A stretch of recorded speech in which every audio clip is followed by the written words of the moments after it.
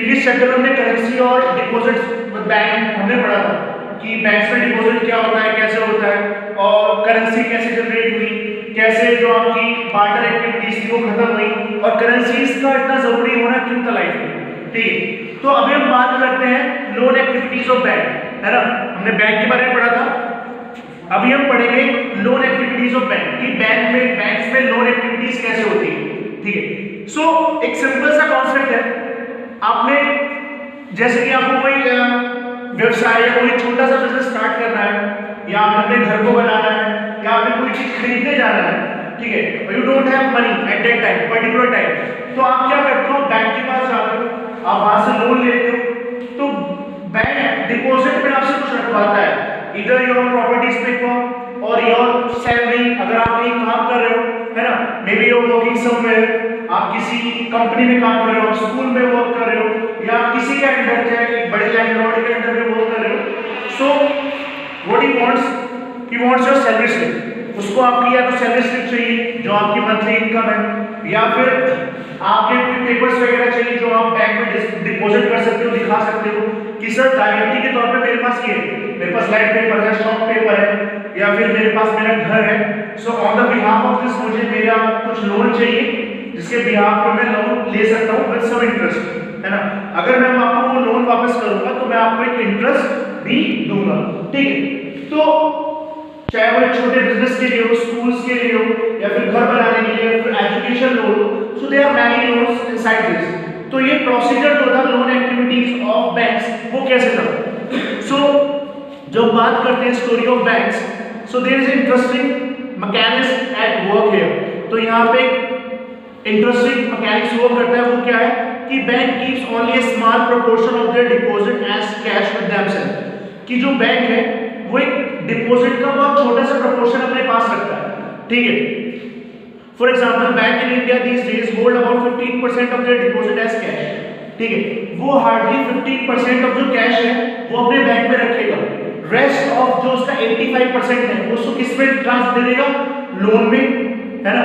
85% वो क्या कर देगा लोन में, वो 100% तो नहीं देगा ना। अगर मान लो मेरे पास 100 रुपए है, आई हैव 100 रुपीज, तो मैं उसमें 85 रुपीज जो है वो लोन पे दे दूंगा, रेस्ट ऑफ 50 रुपीज मैं अपने पास रखूंगा। क्योंकि बहुत सारी चीजें ऐसी होती है लोन में, कभी कभी रिकवरी होती है, कभी कभी रिकवरी नहीं होती है। बहुत सारे लोग ऐसे भी होते हैं जो लोन ले लेते हैं बट टाइमली उसको वापस नहीं कर पाते हैं, है ना। जैसे कि विजय माल्या लोन हम लोग देखते हैं, वो लगभग 9000 करोड़ रुपीस लेके बाहर से एडेड है, अभी उसका पैसा लाने की कोशिश हो रही है, और भी नीरव मोदी है पीएनबी का पैसा लेके चले गए। तो ऐसे बैंक में था कि नियर अबाउट 15% जो था बैंक सारे कैश का वो अपने पास रखा था, रेस्ट ऑफ 80% जो मनी था 85% वो किस में बांट देता था, लोन में या फिर अदर एक्टिविटीज में, जिससे क्या होगी वो 85% जो उसने बांटा है, ठीक है, जो उसने डिस्ट्रीब्यूट किया है एज अ लोन, तो उसको उसका इंटरेस्ट भी मिलेगा, है ना। मान लो कि मैंने 5 रुपीज शेयर को दिए, 5 रुपीज रिद्धिमा को, 5 रुपीज ईशान को, सबको मैंने 5 रुपए दे दिए। बोला कि at the end of the month इन लोगों ने मुझसे 5 रुपए एक महीने के लिए, so at the end of the month ये मुझे कितने वापस करेंगे, 7 रुपीज या 8 रुपीज, है ना, 7 रुपीज 8 रुपीज। तो एटलीस्ट अगर मैंने 20 रुपीज बांटे तो मुझे 30 rupees eight the end of the month मुझे 10 रुपीज का इंटरेस्ट मिल गया। तो यही सारे कॉन्सेप्ट जो थे वो किसके अंदर थे, बैंकिंग लोन के अंदर थे। सो this keep a provision to pay depositor who might come to withdraw money from the bank or any given day, since any particular day some of its many depositor come to withdraw cash, the bank is able to manage with their cash। ठीक है, इसमें ये है कि वो 15% जरूरी क्यों है। मान लो कि मेरे बैंक में 1 लाख रुपीज सबमिट है, 1 लाख रुपीज मैंने अपने अकाउंट में जमा कराया होगा, मुझे किसी दिन पैसे की जरूरत हुई तो मैं बैंक में गया और मैंने वहां से 40,000 रुपीज विड्रॉ कर लिए, है ना। भाई मेरे पैसे 1 लाख बैंक में मैंने जमा कराए हुए हैं और मुझे उसमें से 40,000 चाहिए, तो वो 15% का जो रेशो था कि बैंक को 15% अपने अंडर में रखने हैं। वो क्यों रखने हैं कि अगर कोई बैंक का जो खाता धारक है, जिसका बैंक में क्या है खाता चलता है, ठीक है, उसको क्या बोलते हैं, खाते को, बैंक में, है ना। सिंपल सी बात है, अगर किसी का बैंक में अकाउंट है और उसके अकाउंट में कुछ पैसे डले हुए हैं, तो एटलीस्ट अगर उसको someday he is in need of money, उसको नीड पड़ती है, तो वो आएगा और बैंक से कैश क्या कर लेगा, विड्रॉ कर लेगा। तो इसलिए वो 15% का रेशियो बैंक को अपने पास रखना था, ठीक है। जरूरी नहीं कि सारे जमा करने आए, कुछ लोग क्या करेंगे, अगर आप 20 लोग जमा करने गए हैं तो कम से कम 5 लोग ऐसे भी तो होंगे जो विड्रॉ करने के आएंगे पैसे, है ना। तो 15% इसलिए बैंक को अपने पास रखना था। Bank use major portion of deposit to extend loan, ठीक है। बैंक जो होता है वो मेजर पोर्शन, जैसे कि 85%, 80 to 85% जो होता है वो बैंक क्या करता है, वो उसको डिस्ट्रीब्यूट कर देता है मेजर पोर्शन को किसमें, लोन में। क्योंकि इकोनॉमिकली हम देखें या इकोनॉमिक एक्टिविटीज की बात करते हैं तो लोन की जो है वो ह्यूज डिमांड है, ठीक है। जैसे कि आज के टाइम में लोन की डिमांड बहुत ज्यादा होती है और बैंक बहुत सोच समझ के लोन देता है, ऐसे नहीं किसी को लोन दे दिया। वो पूरी वेरिफिकेशन करता है उसके बैकग्राउंड की कि whether is a government employ, whether is a private employ and where is working from, ठीक है। उसका ईयरली इनकम कितना है, उसकी बैंक डिटेल्स कितनी है, मतलब उसका पूरा चेक करते हैं डिटेल्स कि पिछले कई सालों में कितना ट्रांजैक्शन किया है। मान लो कि मैंने पूरे साल में 7 लाख रुपीस अपने बैंक में डिपॉजिट कराए और उसमें से मैंने जो ट्रांजैक्शन रखा है वो 5 to 6 लाख का रखा है, मतलब मैंने 7 लाख रुपए जमा कराए और उसमें से मैंने 4 से 5 लाख रुपए मैंने खर्च कर दिए, तो मेरा ट्रांजैक्शन अच्छा रहा। तो बैंक में ये पूरी डिटेल्स चेक करता है कि ये हमारा पुराना एम्प्लॉय है या फिर दूसरा एम्प्लॉय है और इसके पास अच्छी खासी डिटेल्स है और इसका बैंक ट्रांजैक्शंस भी काफी अच्छा है, कभी लोन नहीं रहा, तो उसकी बैंक डिटेल्स चेक करता है। इधर वो उसके पुराने जो क्या होते हैं, land papers, shop papers, house papers, है ना, जो घर के पेपर्स होते हैं वो चेक करते हैं कि इन केस अगर ये मनी वापस ना कर पाए विद ब्याज के साथ, इंटरेस्ट के साथ वापस ना कर पाए, तो एट द एंड हम इसका क्या करते हैं, जिसका घर है उसको नीलाम करते हैं, ठीक है। तो bank makes use their deposit to meet the loan requirements of the people, and this bank mediate between those who have surplus funds and those who are in need of these funds, ठीक है। तो bank दो तरह के लोग, bank एक mediator का काम करता है। बैंक मीडिएटर का काम किस तरीके से करता है, एक तो उसको वो बनना चाहिए जिसके पास बहुत ज्यादा पैसा हो, मोटी पार्टी जिसको रखने के लिए पैसा चाहिए, है ना, डिपॉजिट करने के लिए, जैसे कि ईशान। दूसरा जिसको पैसा खर्च करने के लिए या फिर कहीं को उसके पास आइडिया है और वो कुछ करना चाहता है बट उसके पास फंड नहीं है, तो वो ईशान क्या घर घर पहुंचते मेरे पास पैसा है, पैसा ले लो, पैसा है, पैसा ले लो, नहीं। तो ईशान को एक मीडिएटर चाहिए, तो bank is working as a mediator, ठीक है। अब मीडिएटर के पास कौन आया, ये क्या स्टार्टअप, सर मुझे मेरे बिजनेस स्टार्ट करना है, आई नीड सम फंड, मुझे कुछ फंड चाहिए। वो पैसे वाली पार्टी उसने फंड जमा कराया हुआ है, डिपॉजिट, ठीक है। तो मैं उसको वही लोन 7% पे दे रहा हूं, है ना। मैंने उसको 1 लाख रुपए दिया, 1 लाख रुपीस मैंने सार्थक को दिया 7% के हिसाब से या 1% के हिसाब से, बट ईशान ने मेरे पास अच्छा खासा पैसा जमा कराया, ईशान को मैं दे रहा हूँ 3% या 4%, बट मैं सार्थक को कितना इंटरेस्ट चार्ज कर रहा हूँ 7% या 8%, तो बदले में मैं 4% उससे कमा रहा हूँ, है ना।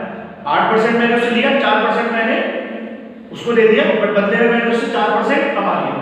तो वो अर्निंग प्रोसेस होता था बैंक में, तो bank is working as a mediator, ठीक है। और प्लस सिक्योरिटी भी थी क्योंकि उसका सारा पैसा किसके पास था, बैंक के पास, और बैंक उस पैसे का एज अ सिक्योरिटी जो उसकी सिक्योरिटी करता है, ठीक है।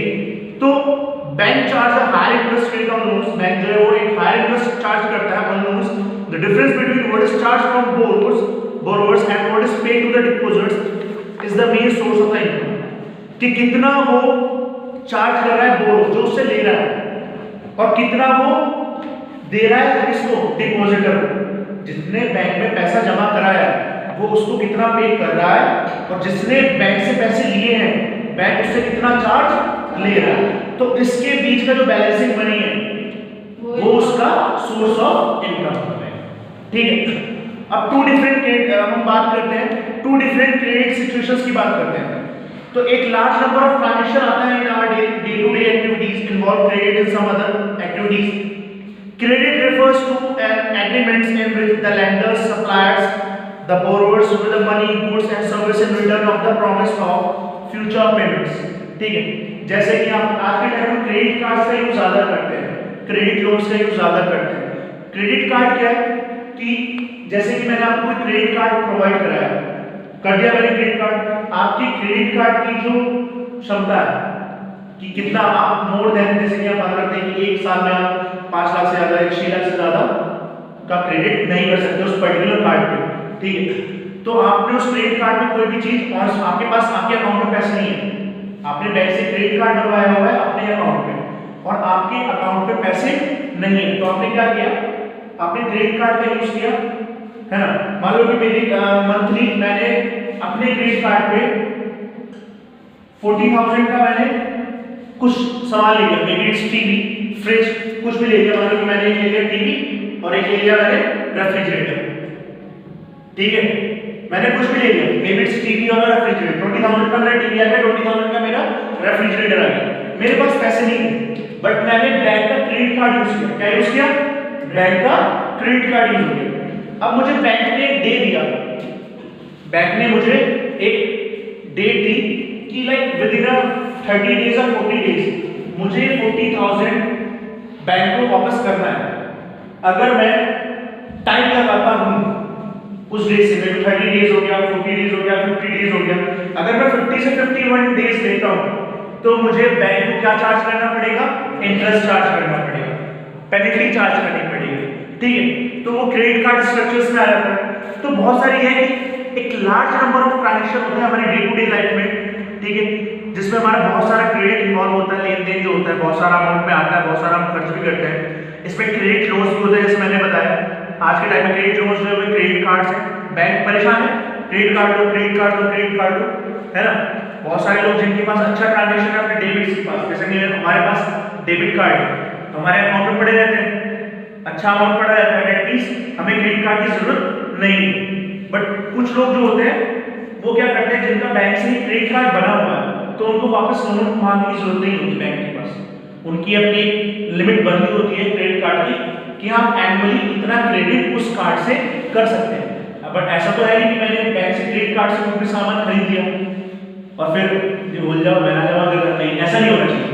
आपको वही क्रेडिट आपको जमा करना पड़ेगा इन ए पर्टिकुलर टाइम की, अदरवाइज आपको फिर क्या देना पड़ेगा? प्रॉपर इंटरेस्ट पे करना पड़ेगा। सर आप इंटरेस्ट पे ना करें तो हाँ, क्योंकि बहुत सारी जो है कि लोन एक्टिविटीज होती है, क्रेडिट एक्टिविटीज होती है, गुड्स एंड सर्विस होती है, इसमें जो होता है कि क्रेडिट वर्ड कैसे करता है, इसके एग्जांपल्स क्या है, और बैंक जो है वो बैंक आपको बोलता है कि आप हमारे यहाँ अकाउंट खुलाओ, we will give you good returns, हम आपको अच्छे रिटर्न्स देंगे।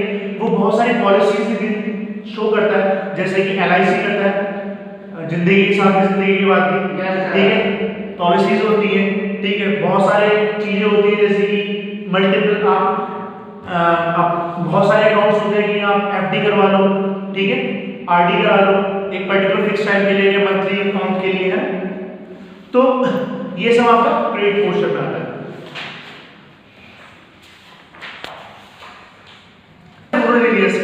तो इसमें मेन डिमांड ऑफ क्रेडिट है वो है क्रॉप प्रोडक्शन। क्या है इसमें मेन डिमांड्स ऑफ क्रेडिट?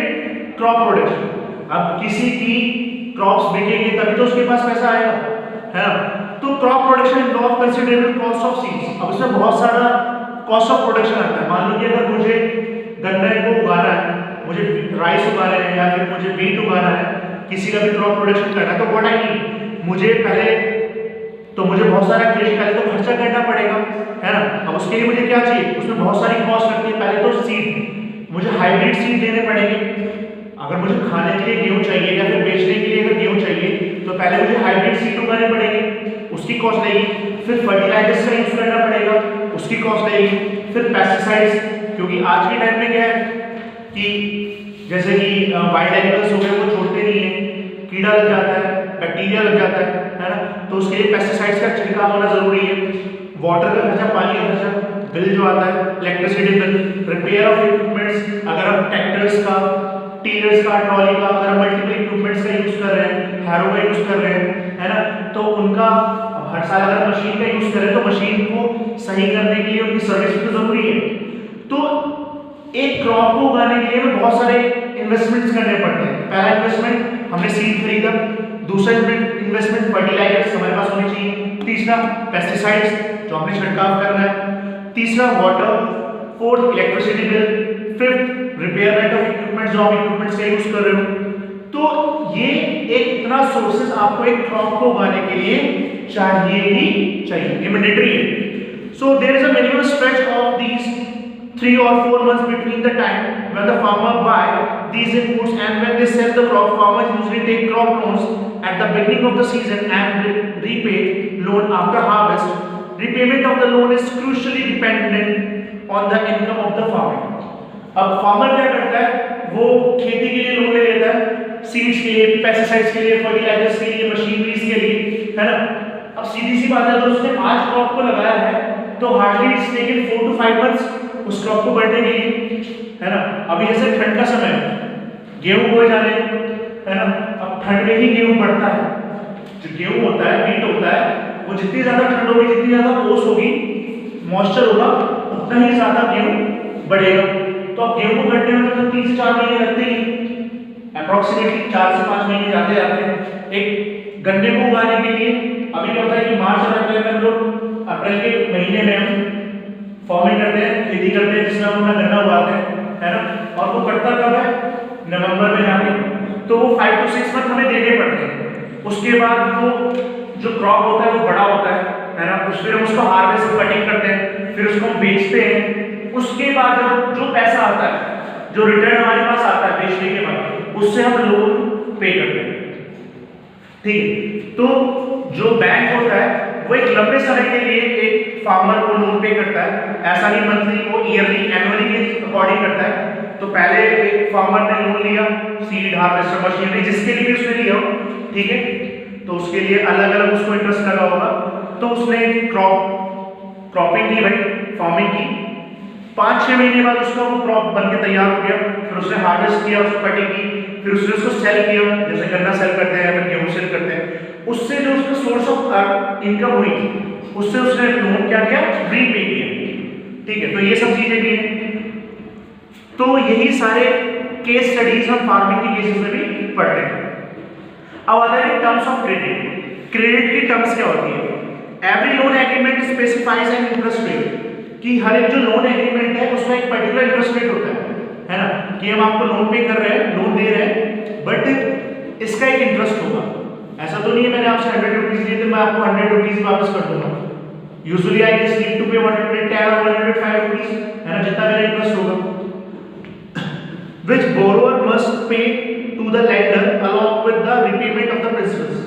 मतलब जित आप सिंपल इंटरेस्ट का फॉर्मूला पढ़ते हो, एसआई का पीआरटी अपॉन 100 पढ़ते हो ना, सिंपल इंटरेस्ट का formula principal into rate into time upon 100, ये आप फॉर्मूला पढ़ते हो।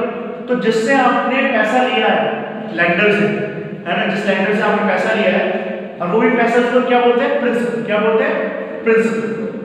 कितने टाइम के लिए आपने वो पैसा लिया है, टाइम उसमें इन्वॉल्व होता है, और कितना रेट के हिसाब से आपने वो पैसा लिया है ना। तो हम दो फॉर्मूले पढ़ते हो, सिंपल इंटरेस्ट का फॉर्मूला है पहले तो आपका principal into rate into time upon 100। दूसरा होता है आपका अमाउंट का फॉर्मूला। अमाउंट का फॉर्मूला होता है आपका, वो क्या होता है आपका, P क्या 1 माइनस या प्लस, बताओ पहले 1 माइनस आर अपॉन 100 होगा, 1 प्लस आर अपॉन 100 होगा, 1 प्लस आर अपॉन 100 की पावर n। n जो है, n इज अ टाइम, ठीक है। फिर आपका जो अमाउंट आएगा, आपका जो भी अमाउंट आएगा, फिर आप वहां से निकालते हैं compound interest, modified compound interest. Compound interest क्या होता है, अमाउंट माइनस प्रिंसिपल, ठीक है। तो आपका सिंपल इंटरेस्ट का फॉर्मूला है P into I into T। Principal मतलब जितना पैसा आपने मनी लेंडर से लिया, रेट कितने परसेंटेज में आपने लिया, इंटरेस्ट कितना, कितने टाइम में लिया, 1 महीने के लिए, 2 महीने के लिए, ईयर के हिसाब से लिया, तो वो सिंपल इंटरेस्ट निकल जाता है, ठीक है। अब आता है अमाउंट। अमाउंट होता है कि आपको इकट्ठा कितना अमाउंट पे करना है। जैसे कि मैंने ईयरली के हिसाब से दिया, एनुअली निकालना है, क्वार्टरली निकालना है, तो मैं इस फॉर्मूले का यूज करूंगा। तो उससे मुझे क्या पता लगेगा, कंपाउंड इंटरेस्ट। उससे मैं क्या फाइंड करूंगा, कंपाउंड इंटरेस्ट। वो क्या होता है, अमाउंट माइनस प्रिंसिपल। तो ये हम कुछ जनरल फॉर्मूले से इनकम यूज करते हैं, ठीक है। तो लैंडर्स पे डिमांड कोलेटरल। तो लैंडर सीरीज पर, अगर कोई लैंडर आपको कोई भी चीज देगा, अगर आपको लैंडर आपको किसी भी तरह का लोन प्रोवाइड करेगा तो बदले में वो आपसे एक सिक्योरिटी लेगा। भाई आप बंद करके अगर ईशान है, मेरे को ईशान 4 को लिया है, बोला सर इसको लोन दे दो, भाई मैं तो जानता नहीं कौन है, मैंने सर ठीक है लोन दे देंगे, पर बदले में मुझे कुछ चाहिए। व्हाट आई मीन, कोई भी कोलेटरल, कोई भी सिक्योरिटी, गारंटर आप, अगर ये लोन नहीं दे पाया तो आप लोन दोगे, क्योंकि गारंटर पे साइन आपके लोन के लिए गारंटर की जरूरत होती है। सेकंड थिंग, उसके लिए कोई भी कोलेटरल सिक्योरिटी होना जरूरी है, मैंडेटरी है, ठीक है, जिसके बदले में मैं इसको लोन ले सकूं, क्योंकि कल के दिन अगर ये मुझे लोन पे नहीं कर पाया तो एटलीस्ट सिक्योरिटी के तौर पर मेरे पास कुछ ना कुछ होना